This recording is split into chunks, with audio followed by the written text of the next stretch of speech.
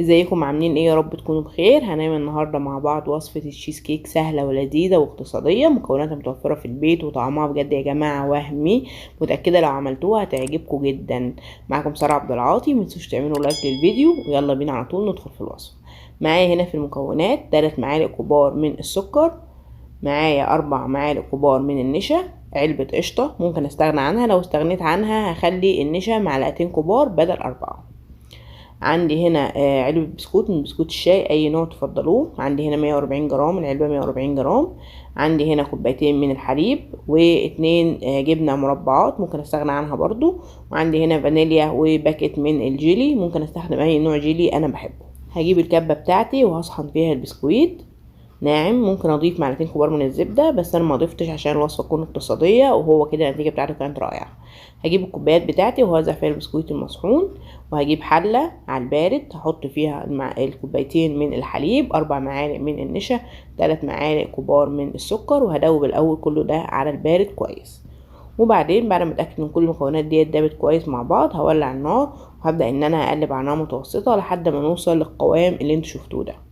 هضيف القشطه وهضيف الجبنه بتاعتي كمان. دي يا جماعه القشطه والجبنه هيدوا طعم المهلبيه اكتر من رائع، هيخلوا طعمها حلو جدا جدا وهيبقى شبه التشيز كيك شويه عشان الجبنه اللي انا ضفتها، والقشطه هتخلي طعمه كريمي جدا.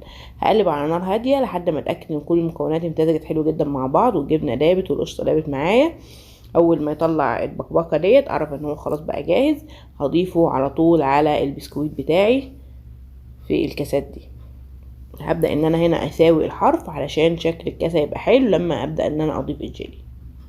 هحطها في التلاجة بقى وهبدأ ان انا لو في اي زوايد ولا حاجة هشيلها بالمنديل، وهبدأ ان انا اجهز الجيلي بتاعي. باكت الجيلي وهحط عليه كوباية من المية المغلية وهقلب كويس جدا لحد ما اتأكد ان الجيلي ده كويس جدا من حرارة المية اللي انا حطيتها. بعد ما قلبت كويس كله داب وتمام هبدأ ان انا اضيف كوباية من المية المثلجة علشان انا عايزة الجيلي بتاعي يبقى بارد لما احطه على الطبقة التانية. هطلع التشيز كيك بتاعي من التلاجة وهبدأ اضيف طبقة الجيلي بالراحة جدا على الطبقة البيضة. زي ما انتم شايفين منظرها بجد يا جماعة تحفة. حط في التلاجة من 2-3 ساعات وطلعتها زينتها بفراولة. ممكن نزينها بأي نوع من انواع المكسرات، ممكن جوز هند، ممكن ما زينهاش خالص. طعمها كان لذيذ جدا جدا وكانت بارده وكانت تحفه. متاكده لو جربتوها هتعجبكم جدا. الطبقات كلها متماسكه، كل طبقه مستقله بذاتها وطعمه بجد كان خرافي مع قرمشه البسكوت اللي تحت دي. متاكده انها تعجبكم. ما تنسوش تجربوا الوصفه وتقولوا رايكم، ويلا بينا على الجزء التاني من الفيديو.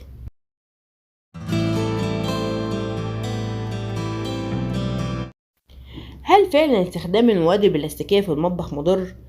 البلاستيك بقى موجود في كل حاجة في المطبخ، كوبايات واطباق علب ازايز. اعمل ايه بقى؟ المشكلة ان البلاستيك بيصنع من مواد كيماوية ممكن تسرب للاكل وبتعمل لي مشاكل صحية خطيرة جدا.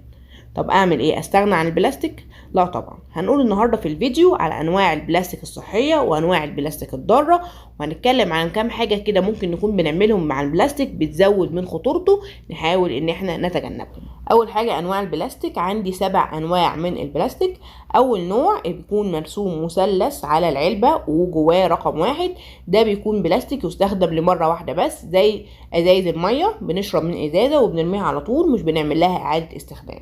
تاني نوع بيكون مثلث مرسوم جواه رقم 2، ده البلاستيك ده بيستخدم في صناعة ألعاب الأطفال ويستخدم في صناعة العبوات بتاعة المنظفات والشامبوهات والحاجات دي. ده طبعا غير مخصص للمطبخ.